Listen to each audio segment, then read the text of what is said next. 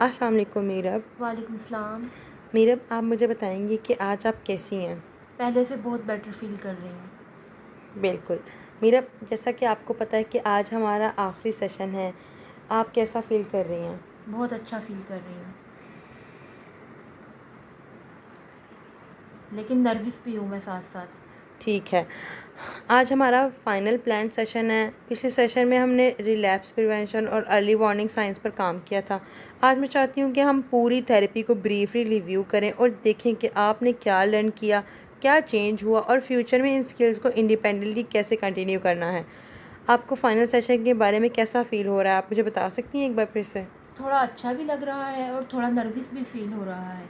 मुझे लगता है कि थेरेपी के बगैर भी मैं फिर से ओल्ड पैटर्न्स में चली जाऊँगी। ये कंसर्न तो अंडरस्टैंडेबल है, लेकिन आज हम इसी कंसर्न को एड्रेस करेंगे। गोल ये नहीं है कि आपको थेरेपिस्ट की ज़रूरत कभी ना हो। गोल ये है कि आप अपनी लर्निंग स्किल्स जो हमने सीखी हैं उनको इंडिपेंडेंटली यूज़ करना सीखें और ज़रूरत पड़ने पर हेल्प लेना भी रिकॉग्नाइज़ करें।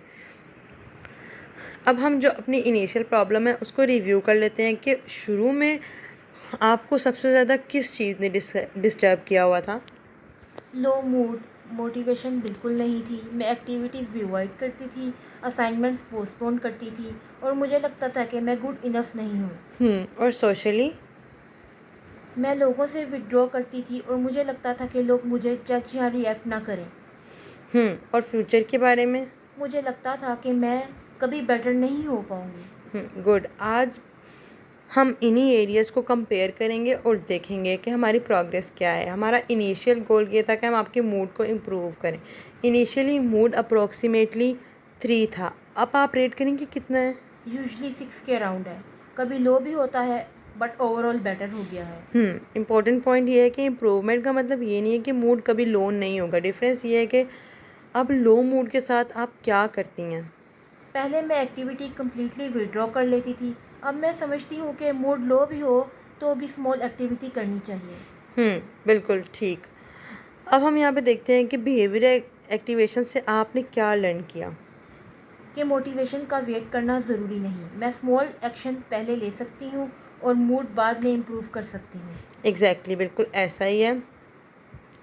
जो हमारा बिहेवियर एक्टिवेशन का फॉर्मूला है, जैसे कि लो मूड आया, फिर हमने स्मॉल एक्शन लिया, हमने कोई एक्टिविटी की और हमारा जो मूड है वो इम्प्रूवमेंट की तरफ गया, और पर हम उसी इम्प्रूवमेंट की वजह से और एक्शन लेते हैं।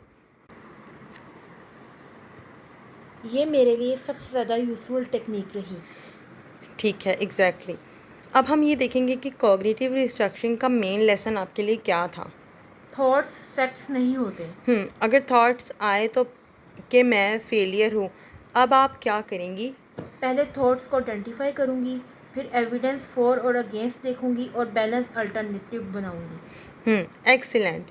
आपने कौन से पैटर्न सबसे ज़्यादा नोटिस किया, आप मुझे बता सकती हैं?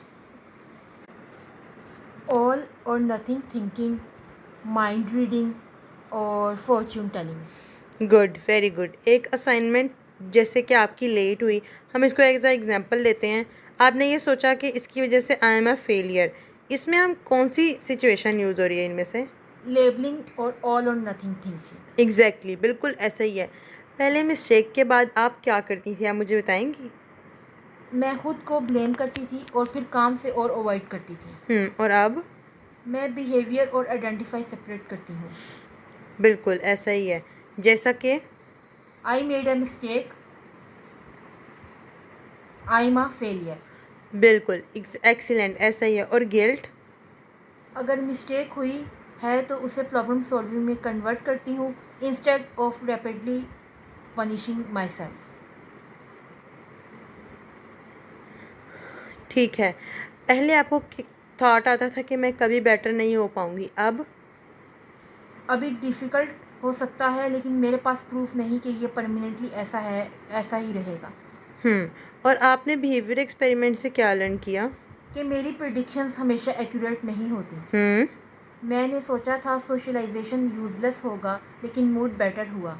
ठीक है। और? मैंने सोचा 15 मिनट स्टडी से कुछ नहीं होगा, लेकिन एक्चुअल में प्रोग्रेस हुई। एग्जैक्टली, आपने थिंकिंग की बजाय एविडेंस से कंक्लूजन लेना सीख लिया। अब हम ये देखते हैं कि सोशल विड्रॉल के बारे में क्या चेंजेस आए हैं। मैं अब हर लेट रिप्लाई या बिजी रिस्पॉन्ड को रिजेक्शन नहीं समझती। बिल्कुल। और कम्युनिकेशन? मैं अपनी फीलिंग्स और नीड्स ज़्यादा क्लियरली कम्युनिकेट कर सकती हूँ। गुड। आपका न्यू प्रिंसिपल क्या बना फिर? पीपल्स माइंड गेस करने के लिए बजाय डायरेक्टली कम्युनिकेट करना चाहिए। एग्जैक्टली बिल्कुल ऐसा ही है। अगर कोई प्रॉब्लम ओवरवेलमिंग लगे फिर? मैं उसे होल प्रॉब्लम की तरह देखकर पैनिक नहीं करूँगी। फिर आप क्या करेंगी? मैं उसको डिफ़ाइन करूँगी, ऑप्शंस को जनरेट करूँगी, सिचुएशन को वैल्यूएट करूँगी, फिर उसको चूज़ करूँगी, फिर उसके मुताबिक एक्ट करूँगी, फिर देन उसको रिव्यू करूँगी। बिल्कुल ऐसा ही है। एक्सीलेंट। अब हम ये देखते हैं कि बिगनिंग में आपका बिलीव था कि I am not good enough. ये बिलीव कितना स्ट्रांग था? अराउंड 90%। और अब अराउंड 35 to 40%। क्या ये बिलीव कम्प्लीटली डिसअपियर हो गया? नहीं। और ये ओके है। सीबीटी का गोल हर नेगेटिव थॉट को एलिमिनेट करना नहीं है। गोल ये है कि जब ओल्ड बिलीव एक्टिवेट हो और आप उसे ऑटोमेटिकली एक्सेप्ट ना करें। अब मुझे पता है कि उस थॉट को चैलेंज करना है। बिल्कुल ऐसा ही है। आप अपने लिए एक फाइनल बैलेंस्ड बिलीव बनाएं जो ओल्ड कोर बिलीव का अल्टरनेटिव हो। तो आप क्या बनाएंगी? मैं परफेक्ट नहीं हूँ और मुझसे मिस्टेक्स हो सकती हैं, लेकिन मेरी वर्थ सिर्फ मेरी प्रोडक्टिविटी, परफॉर्मेंस या मिस्टेक से डिफ़ाइन नहीं होती। मैं लर्न, चेंज और इम्प्रूव कर सकती हूँ। Exactly excellent. ये आपका मेंटेनेंस बिलीफ हो सकता है। अब हम ये देखते हैं कि जो हमारी सीबीटी की टूल किट है, हम उसमें क्या क्या चीज़ें देख रहे हैं। आज हम आपका जो कंप्लीट सीबीटी का टूल किट है एक जगह ऑर्गेनाइज करते हैं। जब मूड ड्रॉप होगा तो हम behaviour activation, small action first और मोटिवेशन उसके बाद फ्लो करेगी, हम वो यूज़ करेंगे। जब आपको नेगेटिव थॉट्स अपीयर होंगे तो हम कॉग्निटिव रिस्ट्रक्चरिंग को यूज़ करेंगे, जिसमें हमने कैच, चेक और चैलेंज की टेक्निक देखी थी। उसके अलावा जब आप ओवरवेलमिंग या ओवर थिंकिंग स्टार्ट करेंगी अपनी, जैसे कि हम उसके लिए यूज़ करेंगे जो रिम्यूनेशन मैनेजमेंट वाला हमारा टास्क है। हम अपने आप से पूछेंगे is there useful action I can take. If yes तो हम उसको स्केड्यूल करेंगे, या अगर नहीं है तो फिर हम अपनी अटेंशंस को शिफ्ट करेंगे, अपनी प्रेजेंट एक्टिविटी की तरफ फोकस करेंगे। इसके अलावा जब आप फील करेंगी कि आपका जो सोशल विड्रॉल है वो स्टार्ट हो रहा है, तो आपने सोशल कनेक्शन बनाना शुरू करना है और आपने रीच करना है, रादर देन के अज्यूम ये कर लें कि रोज लोग जो आपको रिजेक्ट करेंगे। इसी के साथ साथ अब हम इमेजिन करें कि थेरेपी फॉर्मली एंड हो गई है। आप अपनी रूटीन कैसे मेंटेन करेंगी?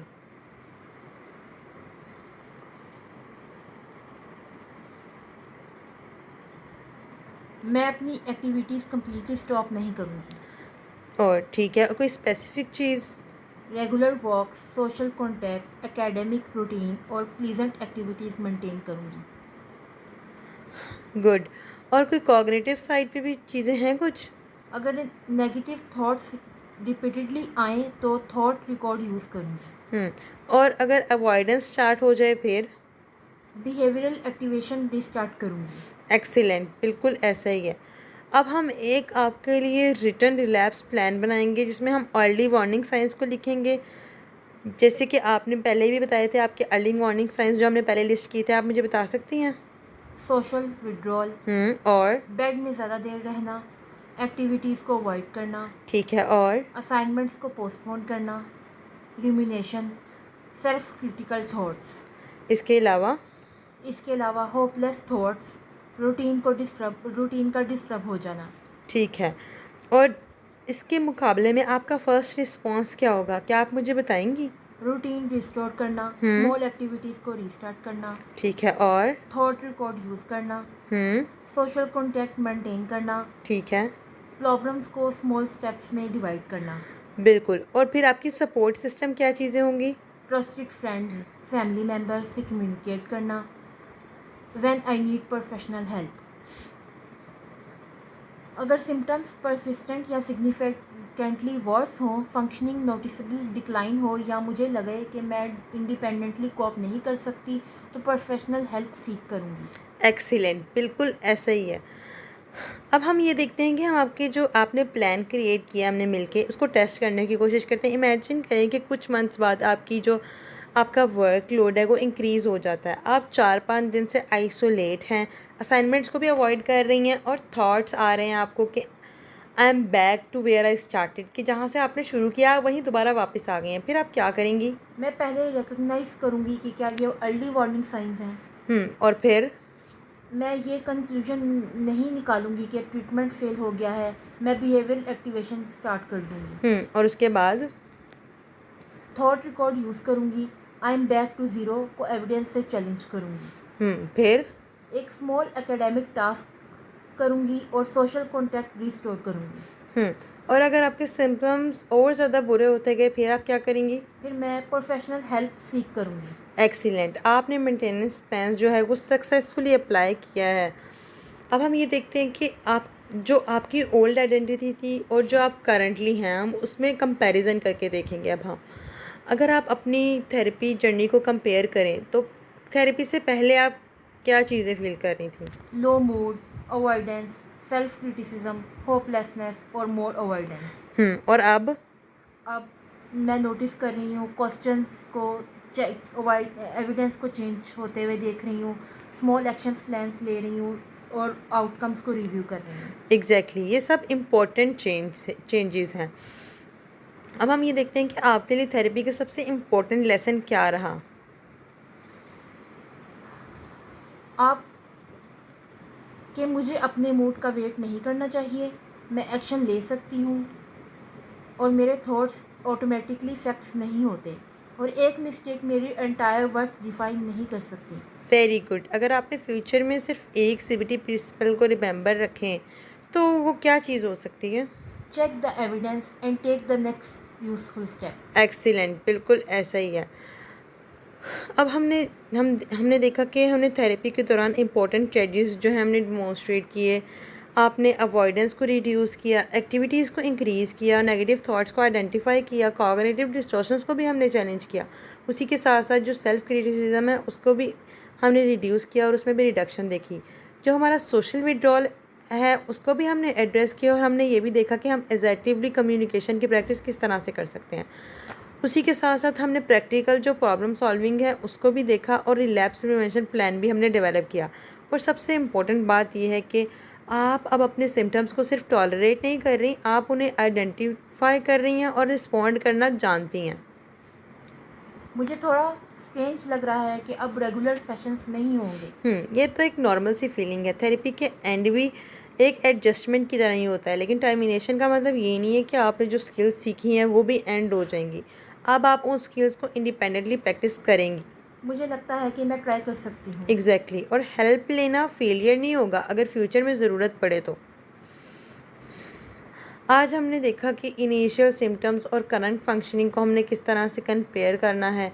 ट्रीटमेंट गोल्स को भी हमने रिव्यू किया, बिहेवियर एक्टिवेशन और कंसोलिडेशन जो है वो भी की, और हमने जो हमारी कॉग्निटिव रिस्ट्रक्चरिंग है उसको भी रिवाइज़ किया। उसी के साथ साथ हमने प्रॉब्लम सॉल्विंग मॉडल को भी रिवाइज़ किया। कंप्लीट जो हमारी सीबीटी की टूल किट है जो हमने बनाई वो भी देखी, और अर्ली वार्निंग साइंस को किस तरह से आइडेंटिफाई करना है वो भी सीखा। रिलैप्स प्रिवेंशन प्लान भी हमने आज कंप्लीट कर लिया है और थेरेपी को टर्मिनेशन को भी डिस्कस किया है। मुझे लगता है अब मुझे पता है कि अगर डिफ़िकल्ट फेज़ दोबारा आए तो मैं क्या करूँगी। एग्जैक्टली, आपको फ्यूचर में हर प्रॉब्लम का आंसर इमीडिएटली नहीं पता होना ज़रूरी, आपको सिर्फ नेक्स्ट यूजफुल स्टेप को आइडेंटिफाई करना आना चाहिए। अब हमारा जो फाइनल होमवर्क होगा जो आप नॉर्मली अपनी रूटीन में भी करेंगी जब भी आपको ज़रूरत पड़ेगी, और हम इसको मेंटेनेंस टास्क भी कह सकते हैं। जैसा कि आप वीकली अपना मूड चेक करेंगी वंस अ वीक, और ब्रीफली आप इसको मॉनिटर करेंगी कि आपका मूड कैसा था, क्या एक्टिविटी, सोशल कॉन्टैक्ट किस तरह का था, स्लीप रूटीन क्या थी और नेगेटिव थिंकिंग किस तरह से थी। उसी के साथ साथ जो हमने बिहेवियर एक्टिवेशन है उसको भी कंटिन्यू रखना है, जैसे कि regular physical activity, pleasant activities, friends के साथ बाहर जाना, सोशल कनेक्शंस बनाना और स्ट्रक्चर्ड रूटीन को फॉलो करना।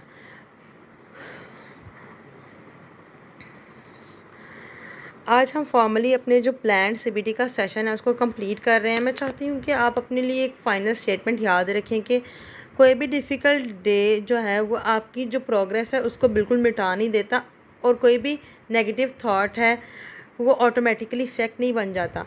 आपको ये सीखना है कि आप उसके ऊपर रिस्पॉन्ड बैक कर सकती हैं विद एविडेंस, एक्शन और सेल्फ कंपैशन के साथ, और एक स्टेप एक टाइम पे ले सकती हैं।